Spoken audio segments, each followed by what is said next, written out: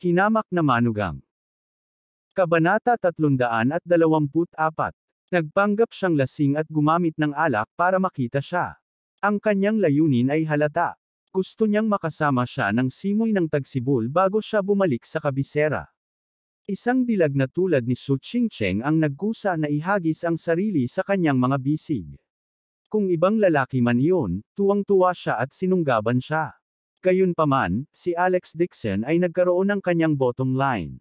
Mayroon na siyang asawa, at imposibleng pakasalan niyang muli si Su Chingcheng.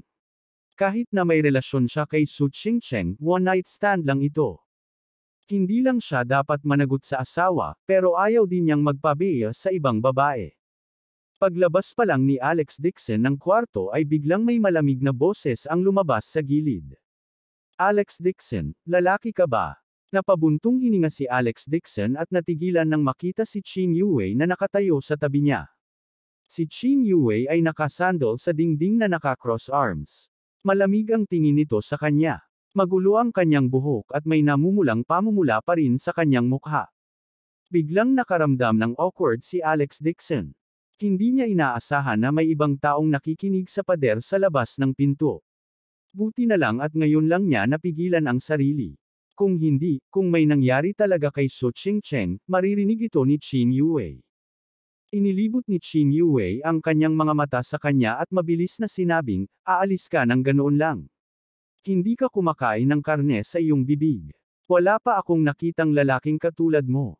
Nang marinig ang kanyang mga salita, mayroong isang misteryo. Hindi napigilan ni Alex Dixon na sumimangot at mahinang sinabi, hindi ko sasamantalahin ang iba kapag nasa panganib sila. Huwag kang utu-uto. Galit na galit si Chin Yuwei na nagngangalit ang kanyang mga ngipin at tumayo ng tuwid. Ito ang voluntaryong humingi ni Chingcheng. Naisip na niya kung ano ang gusto niyang gawin nang yayain mong kumain ngayon. Hindi ko inaasahan na siya ang magkukusa na ihatid ang sarili sa aking pintuan. Ayaw mo pa nga, lalaki ka pa ba? Ayaw magpaliwanag ni Alex Dixon. Malamig niyang sinabi, kung ano man ang iniisip mo, malinis ang budi ko. Nakatulog si Chingcheng. Ikaw ang bahala sa kanya. Pagkasabi niya nun tumalikod na siya at umalis. Naikuyom ni Chin Yuwei ang kanyang mga kamao at tumingin sa likod ni Alex Dixon na may komplikadong ekspresyon. Ngunit sa kanyang puso, may bakas ng hindi maipaliwanag na emosyon. Sa hapunan ngayon, malinaw na sinabi sa kanya ni Su Chingcheng na ayaw niyang mag-iwan ng anumang pagsisisi kay Jinling, kaya binalak niyang magpanggap na lasing at akitin si Alex Dixon. Isang beauty top grade tulad ni Su Chingcheng. Hindi kayang labanan ng maraming lalaki ang tukso niya. Gayunpaman, nanatiling hindi natinag si Alex Dixon. Hindi alam ni Chin Yuwei kung ano ang sasabihin. Ito ang unang pagkakataon na nakakita siya ng lalaking katulad ni Alex Dixon. Ang kanyang ekspresyon ay kalmado at walang ginawa kay Su Chingcheng. Mabilis na tumibok ang puso ni Chin Yuwei at hindi niya makontrol ang kanyang kaligayahan. Namula ang mukha ni Chin Yuwei habang nakatingin sa direksyon kung saan umalis si Alex Dixon at bumulong, Chingcheng, sa wakas naiintindihan ko na kung bakit gusto mo si Alex Dixon. Ilang babae ba ang hindi nagkakagusto sa mga lalaking tulad niya? Kahit na siya, na orihinal na nagplano na hindi magpakasal sa natitirang bahagi ng kanyang buhay at patuloy na tulungan si Su Chingcheng sa kanyang karera, ay hindi sinasadyang inilipat din ni Alex Dixon. Tuldok. Si Alex Dixon ay lumabas ng hotel nang hindi lumilingon at dumiretso sa bahay. Gabi na noon. May nakita siyang 2 missed calls sa phone niya. Lahat sila ay mula kay Jane Lewes, kaya binilisan niya ang kanyang lakad. Makalipas ang buong oras, binuksan ni Alex Dixon ang pinto. Si Shu Fugi ang nagbukas ng pinto. Nang makita siya ay agad na naging kakaiba ang ekspresyon niya. Tito, bakit ka nakatingin sa akin? Nakita ni Alex Dixon si Shu Fugi na nakatitig sa kanya, na nagpatinggol sa kanyang anit. Hindi kaya nalantad ang bagay nila ni Su Chingcheng sa hotel. Inilibot ni Shu Fugi ang kanyang mga mata at hinawakan ang braso ni Alex Dixon, hinayla siya papunta sa kusina nang walang anumang paliwanag. Halika, Alex, may gustong itanong sa iyo si Tito. Hinayla niya si Alex Dixon. Masama ang kutob niya dito. Pagdating nila sa kusina, mabilis na isinara ni Shu Fugi ang pinto at lumingon kay Alex Dixon.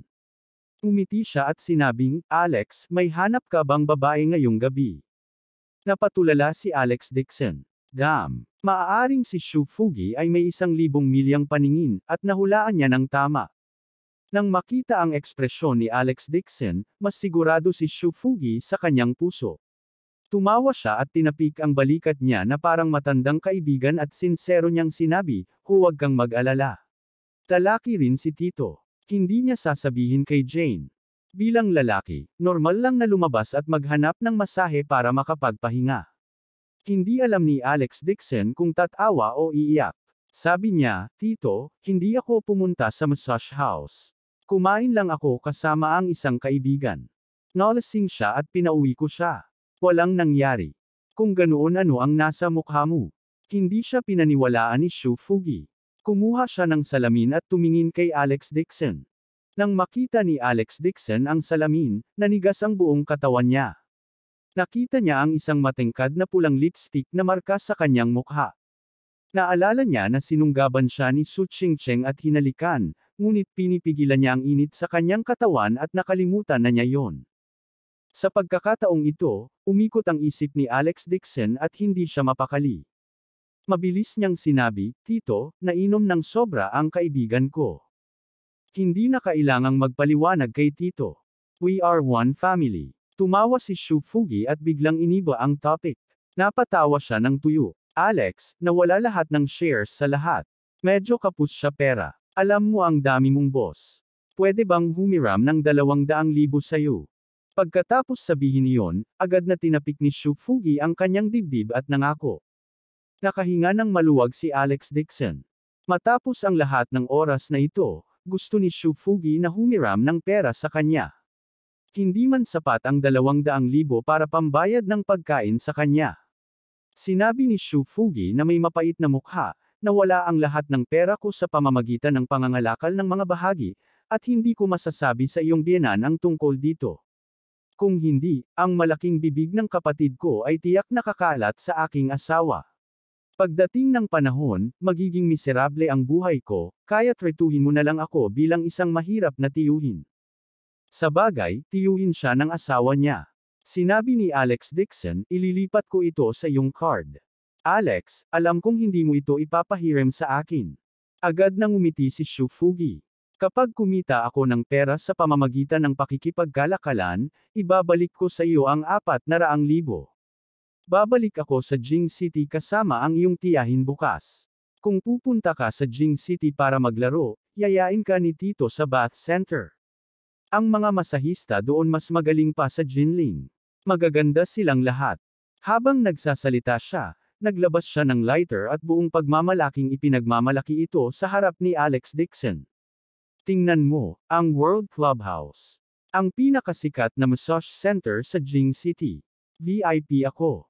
Tiningnan ni Alex Dixon at alam na ito ay talagang mas magaan sa hugis ng isang kolorete. Nakasulat dito ang mga salitang World's Mortal VIP Exclusive.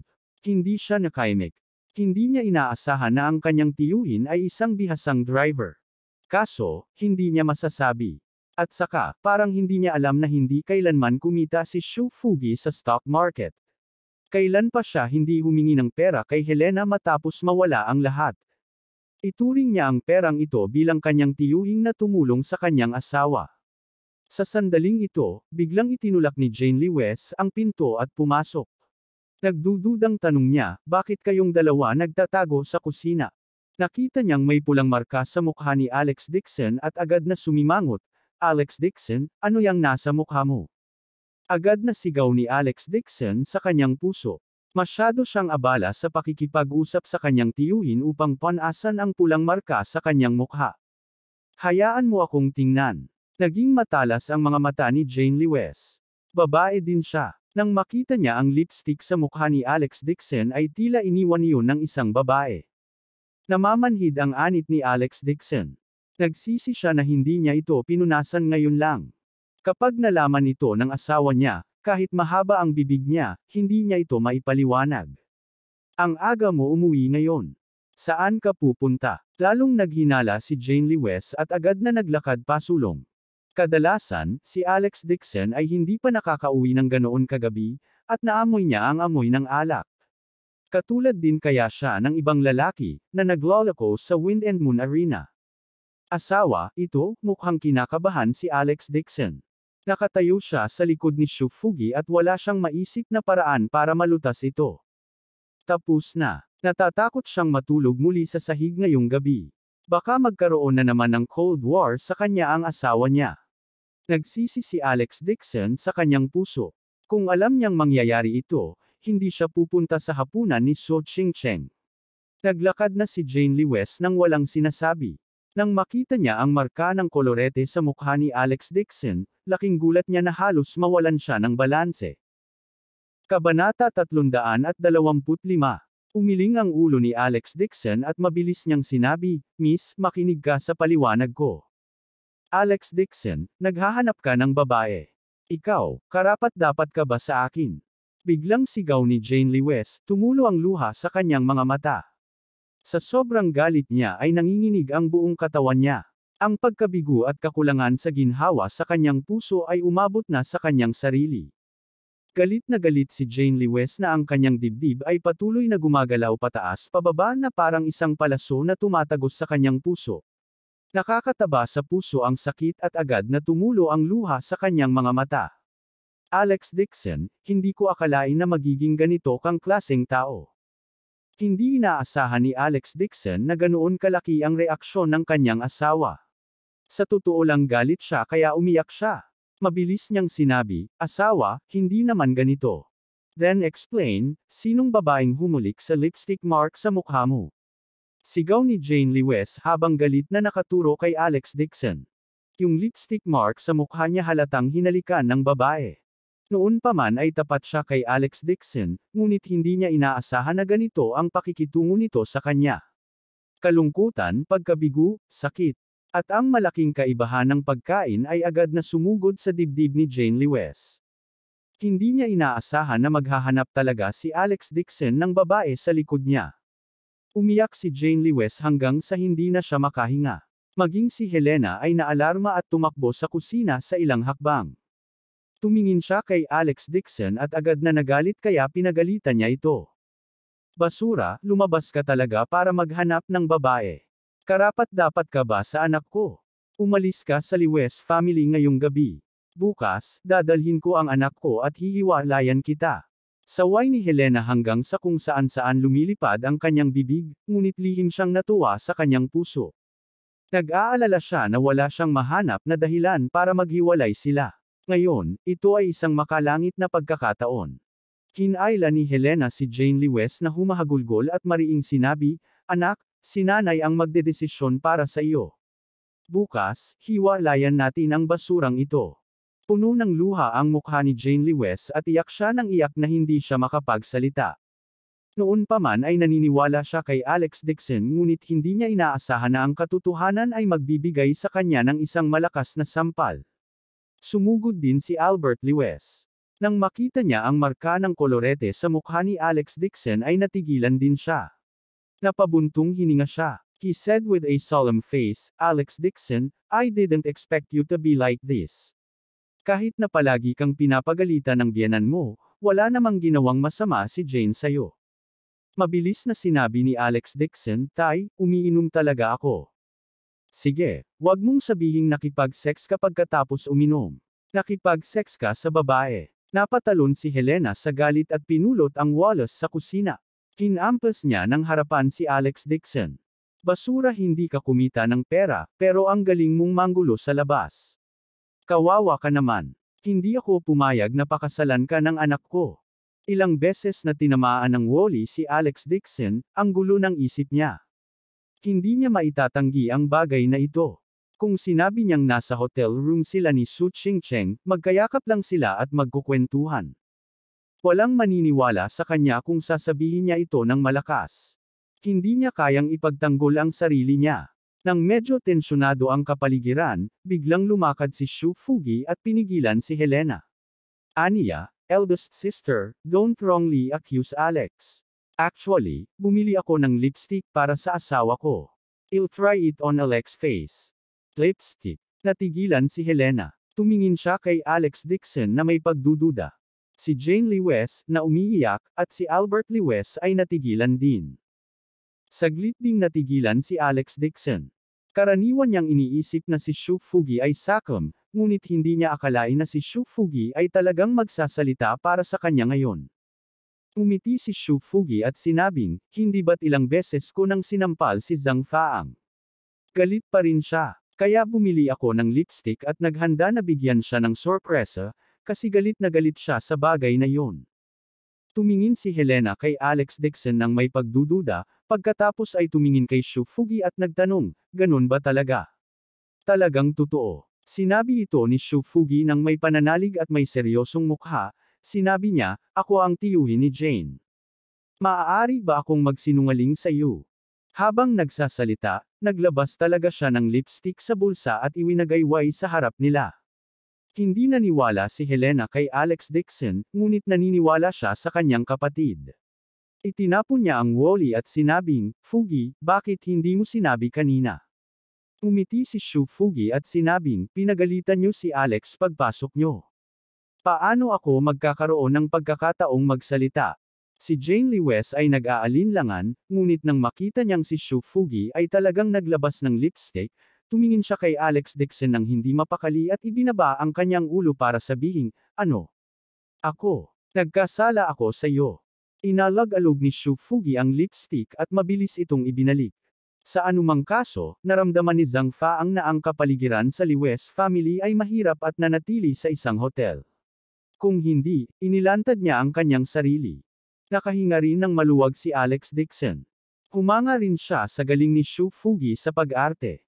Sa totoo lang, ang tinatawag na lipstick ay ang lighter na ipinakita ni Shu Fugi sa kanya ngayon, ang langit at lupa na mas magaan. Lahat kayong lumabas. I am going to talk business with Alex. Itinulak ni Shu Fugi at tinulak sila palabas ng kusina. Pagkalabas nila, nakahinga ng maluwag si Alex Dixon. Umiti siya ng mapait at sinabing, Tito, salamat.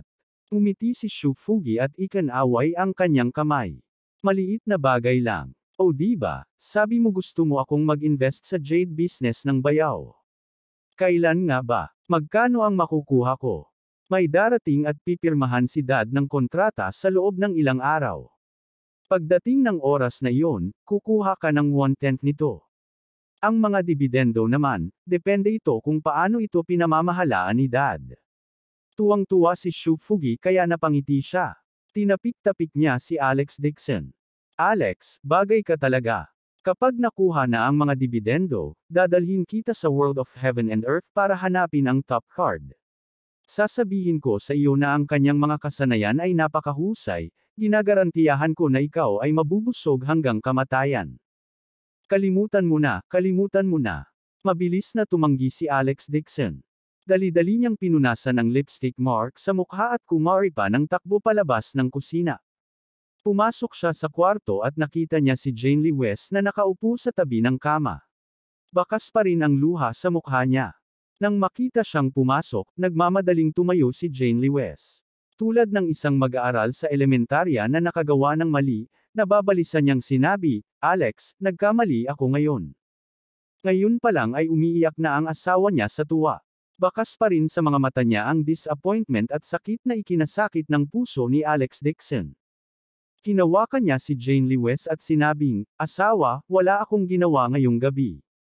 Naniniwala ako sa'yo. Ibinaba ni Jane Lewes ang kanyang ulo at nakaramdam ng hiya sa kanyang puso. Siya ay muntik nang magkamali kay Alex Dixon.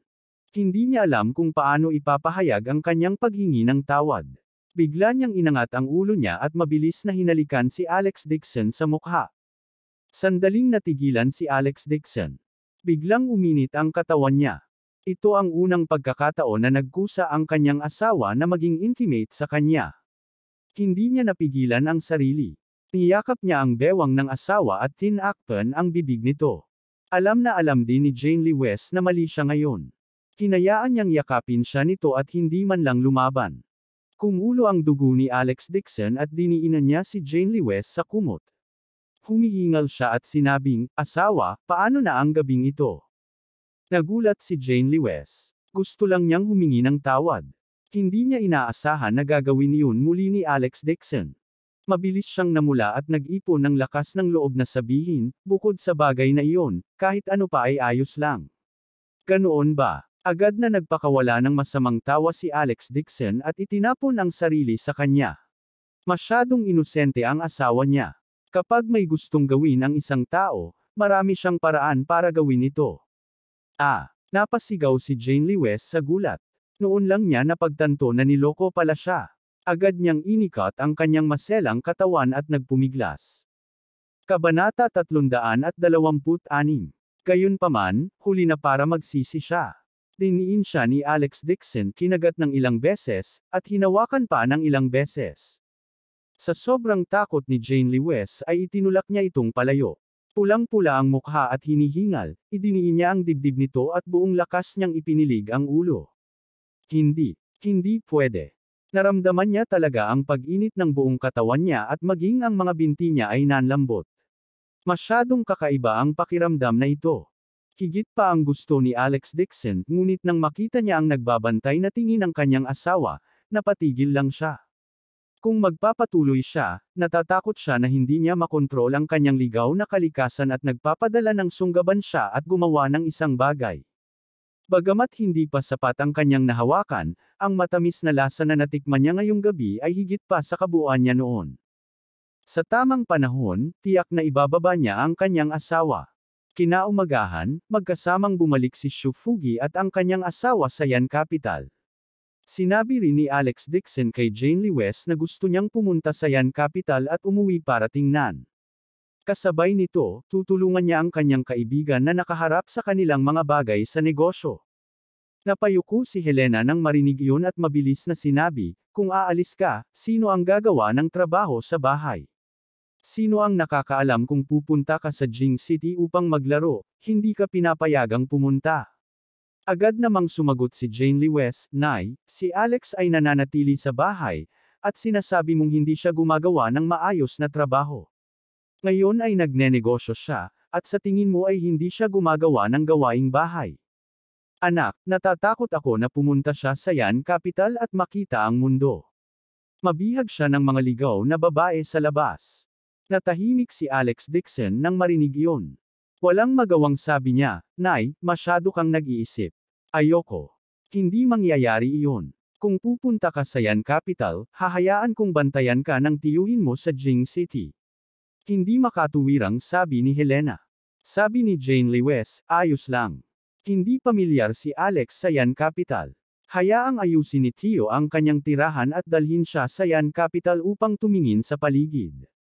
Ngunit nang marinig ito ni Helena ay agad siyang natigilan at bumalik sa kanyang katinoan. Kung si Alex Dixon ay nakatira sa bahay ng kanyang kapatid, hindi ba niya hahayaan ang kanyang kapatid na gumastos ng pera upang hayaan itong mabuhay ng libre? Hindi ito gagawin. Agad na kumilos si Helena at sinabing, kalimutan mo na. Sa tingin ko, hindi rin matutuloy ang bahay ng tito mo. Hayaan mo si Alex na maghanap ng sarili niyang tirahan. Nay, ayaw mo lang matanggap ng tito mo si Alex. Alam ni Jane Lewis ang iniisip niya nang marinig iyon. Galit na sabi niya, kung hindi mo tatawagan si tito, tatawagan ko siya. Ako, hindi ko sinasadya iyon. Natarante si Helena at mabilis na sinabi, wala ka bang tiyahin mula sa Lewis family sa Yan Capital na nagpakasal sa pamilya Meng? Malaki ang mansyon ng pamilya Meng, at alam nila, ang daming businessmen. Makakatulong din sila kay Alex. Matapos itong banggitin ni Helena, naalala rin ni Jane Lewis at nag-alinlangan niyang sinabi, ngayong wala na ang Lewis family, magagawa ba talaga ito ng tiyahin na ito? Isa pa, matagal ko nang narinig na matagal nang nakarete itong tiyahin, takot ako. Hindi ito problema. Natakot si Helena na gusto pang tawagan ni Jane Lewis ang kanyang tiyuhin, kaya agad niyang kinuha ang kanyang telepono. Tatawagan ko si tita at hinihiling kong alagaan niya si Alex. Anyway, hanggat hindi nito ginagastos ang pera ng kanyang pamilya, walang problema. Ayaw mang istorbo ni Alex Dixon sa iba, pero tinawagan na siya ni Helena, kaya naman tinanggap na lang niya. Pagkaraan ng ilang minuto, ibinaba ni Helena ang telepono at masayang sinabi, tapos na. Alam ng tiyahin mo na pupunta ka. Tuwang-tuwa siya na bibilhan kanya ng pagkain at matutuluyan.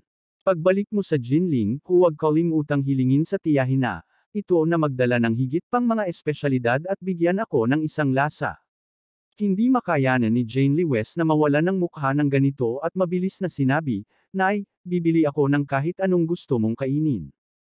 Huwag mong utusan si Alex na humingi ng pagkain. Alam ni Alex Dixon ang tungkol sa malayong tirahan ng Lewes family. Napangasawa niya ang panganay na anak ng pamilya Meng sa Yan Capital. Labis na masaya ang pamilya Lewes. Inaasahan nila na siya ang mamumuno sa pamilya, ngunit hindi nila inaasahan na hindi nagtagal pagkatapos niyang ikasal ay namatay ang kanyang asawa dahil sa sakit. Wala man lang siyang anak. Iniwan lang niya itong mag-isa sa pamilya Meng bilang isang balo. Ang tiyahin na ito ay balo sa pamilya Meng sa loob ng maraming taon, at matagal na siyang nakarete sa kama. Hindi niya matulungan ang Lewes family, at wala siyang masabi sa family Meng. Sa paglipas ng panahon, naisip din ng pamilya Lewes na siya ay namatay. Hindi nila kinontak kapag wala silang gagawin. Noong huling beses na pumunta si Meng Nooran sa Jinling, dahil ang kanyang mga magulang ay lumabas upang magnegosyo noong bata pa siya ay pinalaki ng titahian na ito. Ang dalawa sa kanila ay nagkaroon ng malapit na relasyon at higit na parang mag-ina kaysa mag-ina. Dahil alam niyang pupunta si Alex Dixon sa pamilya Meng para tumira, dali-dali ding nagdala ng mga gamit ni Albert Lewes at sinabihan siyang ibigay ito sa kanyang tirahan. Ang Lewes family ay nagkawatak-watek na. Ang pamilya ni Lewes Mingfeng ay hindi isang mabuting pamilya, ngunit ang kanyang pinsan ay isang mabait na tao. Bukod dito, isa rin siya sa ilang natitirang kadugo ng Lewes family. Tinulungan ni Jane Lewes si Alex Dixon na mag-impake ng kanyang mga bagahe, sa pakiramdam na komplikado. 4 na taon na silang kasal ng dalawa, at bukod sa huling pagpunta niya sa Dongchuan, matagal na silang hindi naghihiwalay. Hinatid niya si Alex Dixon sa airport at hindi napigil ang sabihin, manatili ka doon at mag-ingat. Bumalik ka ng maaga. Wife, alam ko. Babalik ako kaagad kapag natapos ko na ang negosyo ko. Ibinaba ni Alex Dixon ang ulo at hinalikan si Jane Lewes sa mukha. Kinailangan niyang ayusin ang usapin ng pamilya sa lalong madaling panahon upang maibalik niya ang kanyang asawa sa Dixon family para kilalanin ito bilang kanyang asawa. Tuldok, Yan Capital Airport. 7 hanggang 8 mamahaling sasakyan ang nakaparada sa labasan, sa tabi nila ay nakatayo ang 100 kabataang lalaki at babae na may magagandang damit. Ang isa sa kanila ay isang babaeng nakasuot ng light blue na one-piece na damit. Maganda ang mukha niya at mala-orchid ang ugali.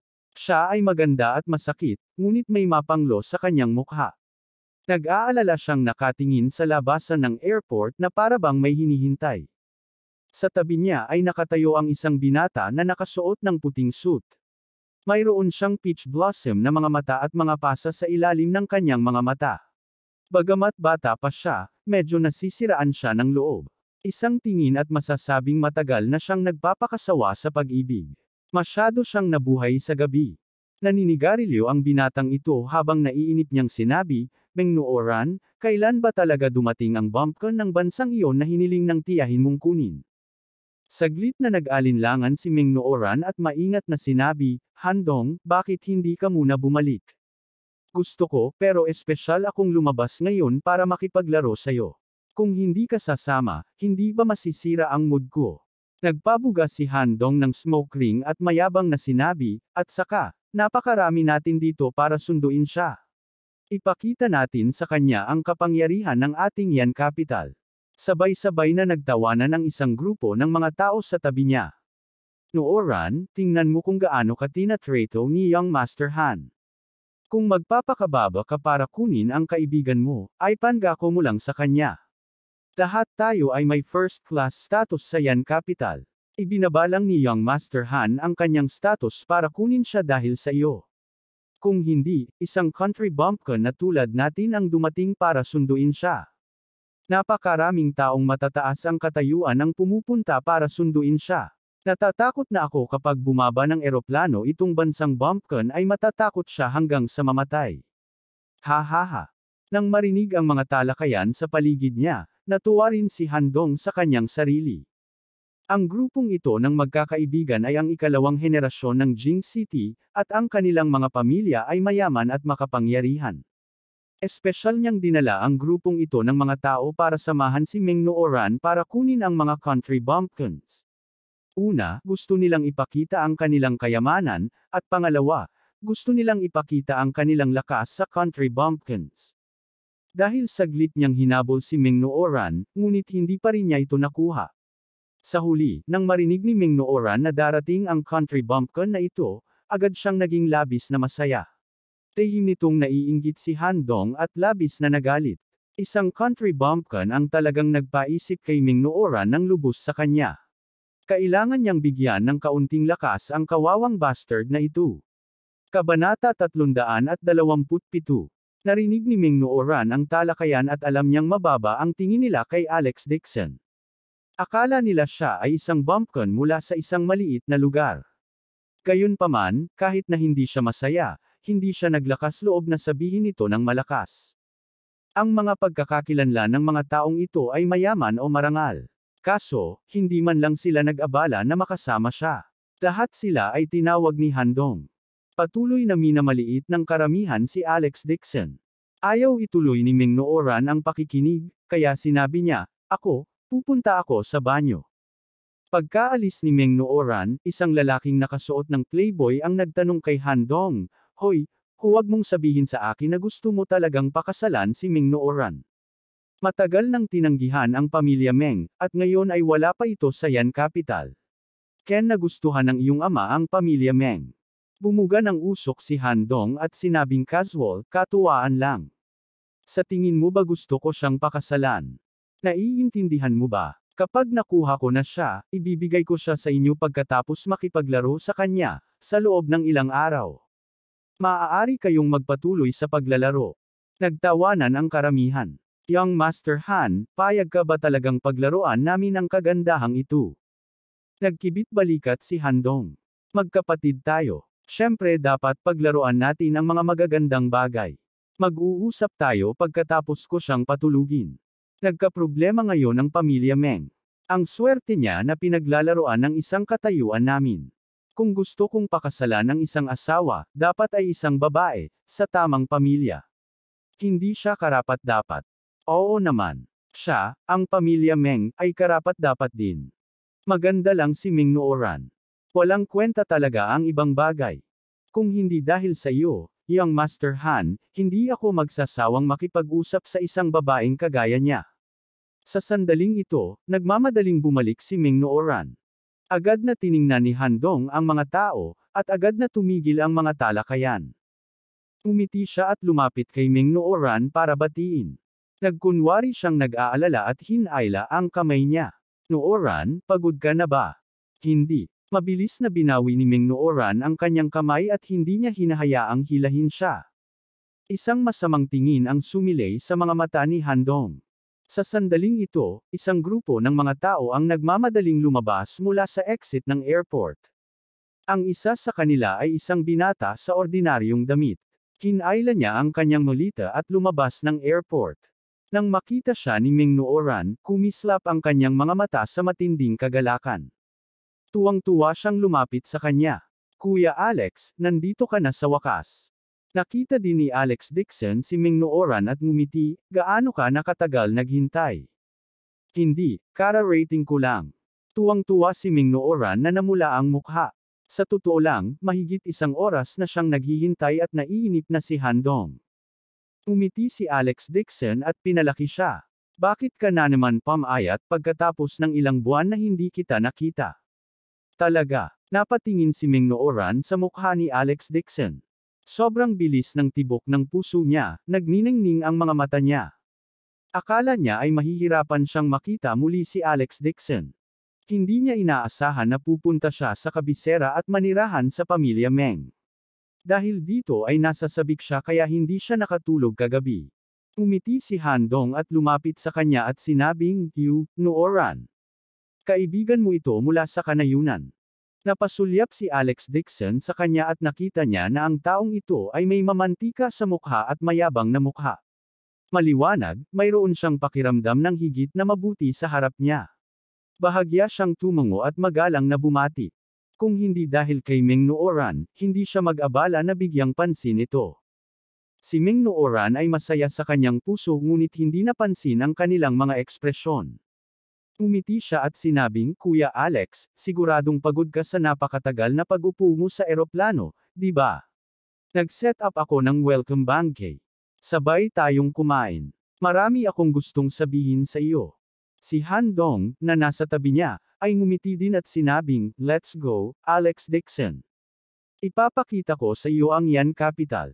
Mag-aayos ako ng welcome banquet para sa Nooran sa isang pangkaraniwang restaurant. Isa ito sa pinakamagandang restaurant sa Yan Capital City. Hindi ka makakakain sa maliit na lugar na iyon.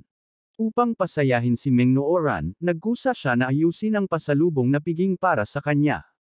Ang Volkswagen Restaurant ay isang ordinaryong restaurant lamang. Hindi ito nirirango sa Yan Capital at mura ang presyo. Naramdaman ni Han Dong na dahil si Alex Dixon ay isang bumpkin lang, kahit anong restaurant ay maaaring magmulat ng kanyang mga mata.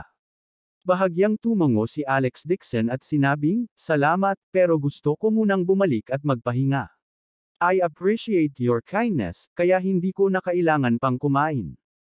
Parang hindi pa siya nakakapunta sa Jing City noon, kaya paanong hindi niya malalaman kung ilan ang mga first-rate na restaurant sa Yan Capital. Ang Volkswagen Restaurant ay parang isang restaurant sa tabi ng kalsada, ang uri na may katamtamang kalidad. Mabilis na sinabi ni Ming Nooran, kung ganoon ay umuwi muna tayo. Matagal nang inaasam ni tita na makita ka. Umiti si Alex Dixon at tumango. Nang makita silang dalawa na nakatingin sa isa't isa sa isang partikular na maayos na paraan, bumagsak ang mukha ni Han Dong at umusbong ang selos sa kanyang puso. Talagang pinakinggan ni Ming Nooran ang bumpkin na ito at gustong hawakan ang kanyang kamay, ngunit hindi siya sumuko. Humakbang siya at pinigilan silang dalawa. Naglagay siya ng peking ngiti at sinabing, Ano, nagmamadali ka bang umalis ng ganun-ganun lang?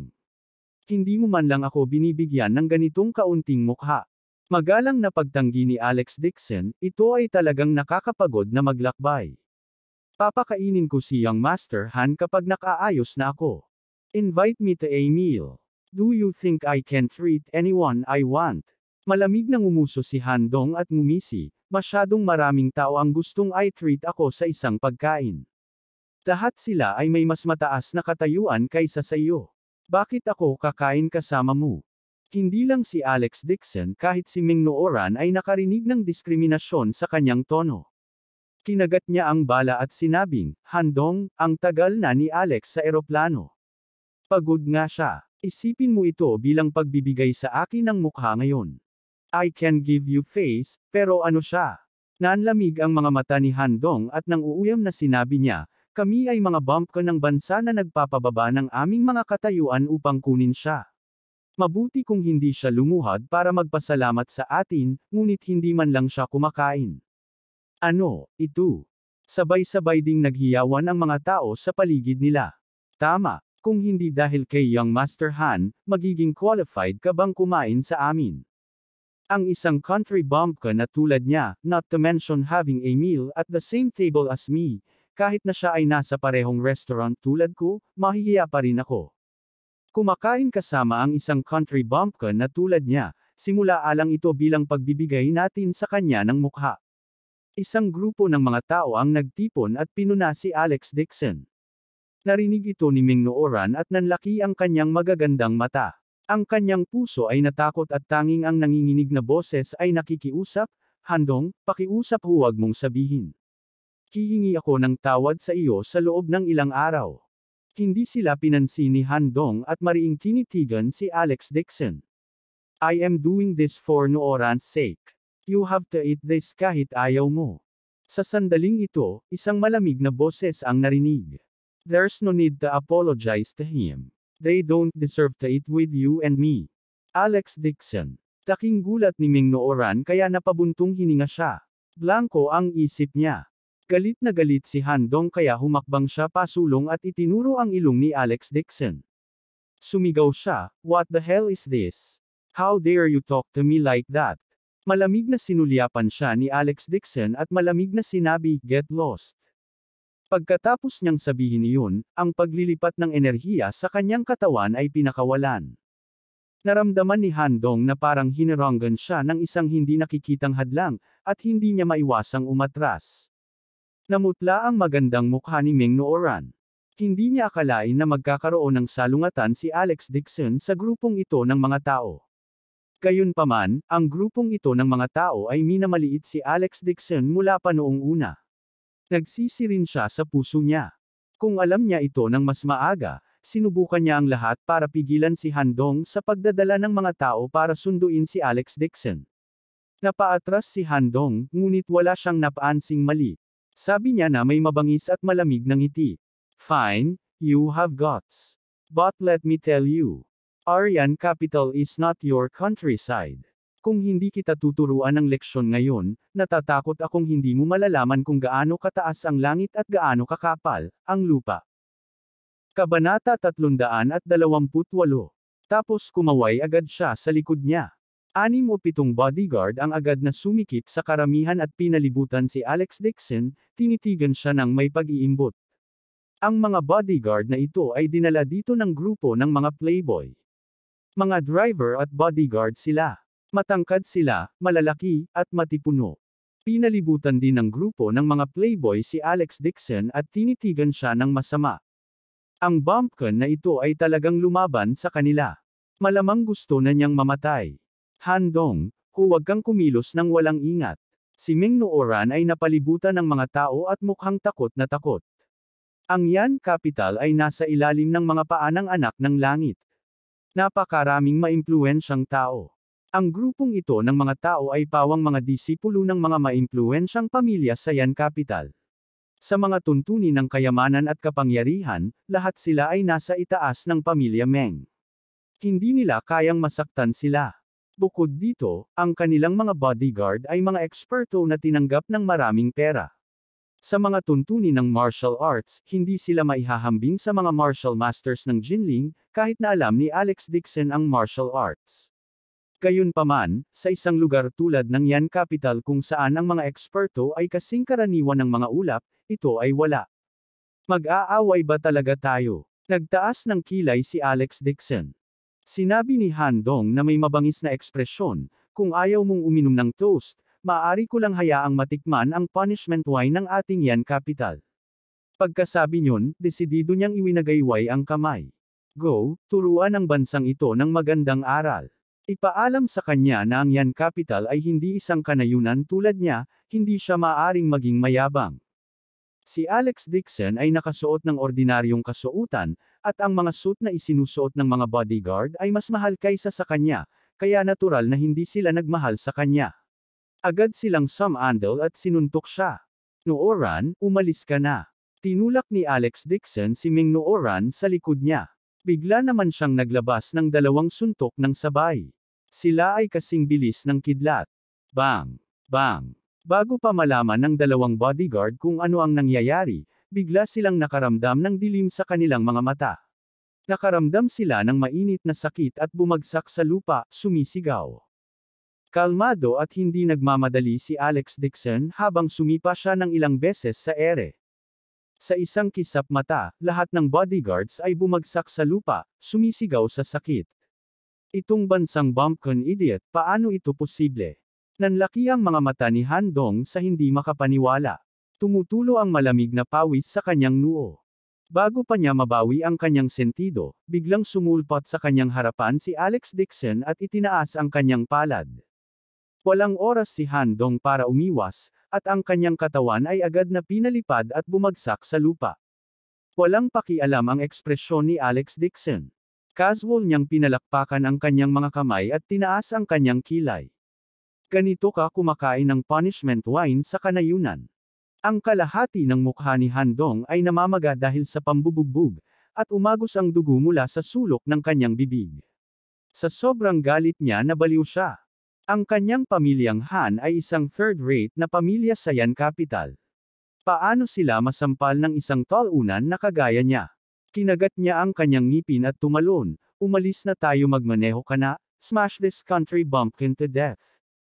Bumalik sa katinoan ang grupo ng mga kabataang lalaki at babae na natakot sa kanilang katinoan. Nagtakbuhan silang lahat papunta sa mga sasakyan na nakaparada sa gilid ng kalsada. Binubuli sila ng bumpkin. Kung kumalat ang bagay na ito, paano sila mabubuhay sa Yan Capital? Kailangan nilang magmaneho at tamaan siya. Kahit na hindi nila siya mapatay, kahit papaano ay magdaranas sila ng mga malubhang pinsala. At worst, babayaran lang niya. Sa bagay, hindi naman nagkulang sa pera ang pamilya nila.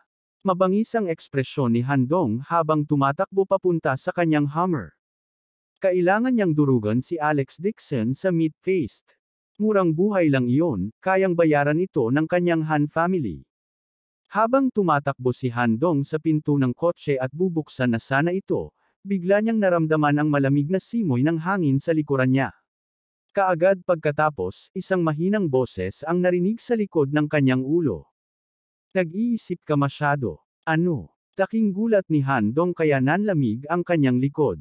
Bago pa siya makatalikod ay hinawakan siya sa kwelyo niya at hinayla pabukas. Hinawakan ni Alex Dixon ang kwelyo ni Handong gamit ang isang kamay at ikinuyom ang isa pa niyang kamay sa isang kamao. Sa sobrang lakas, nontog siya sa pintuan ng sasakyan. Clang! May malakas na tunog. Ang Hummer, na sikat sa tigas nito, ay nabasag sa pintuan ng kotse kasabay ng kanyang suntok. Ang mga basag na piraso ng salamin ay nasa sahig. Gulat na napatingin si Handong sa kotse. Tumutulo ang malamig na pawis sa kanyang noo. Napalingon si Alex Dixon at sinuntok ng walang ekspresyon ang mukha. Bang!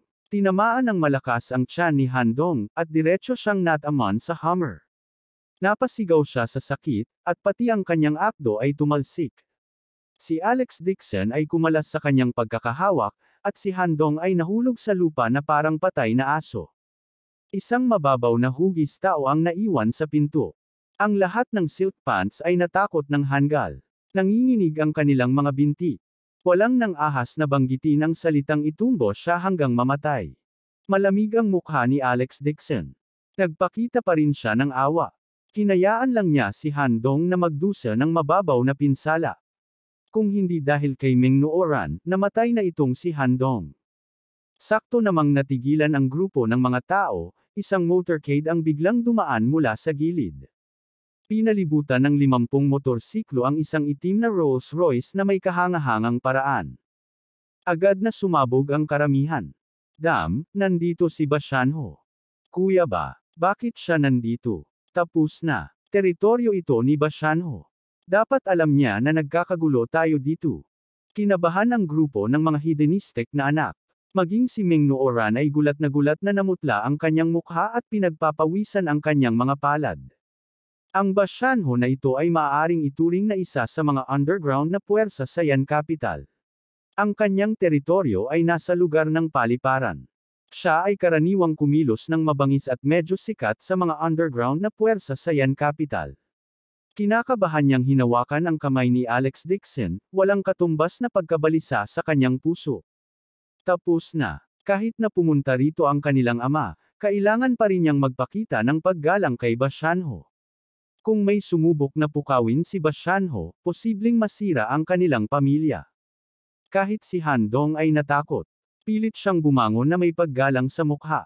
Bahagyang kumunat ang noo ni Alex Dixon at malamig na tumingin sa caravan.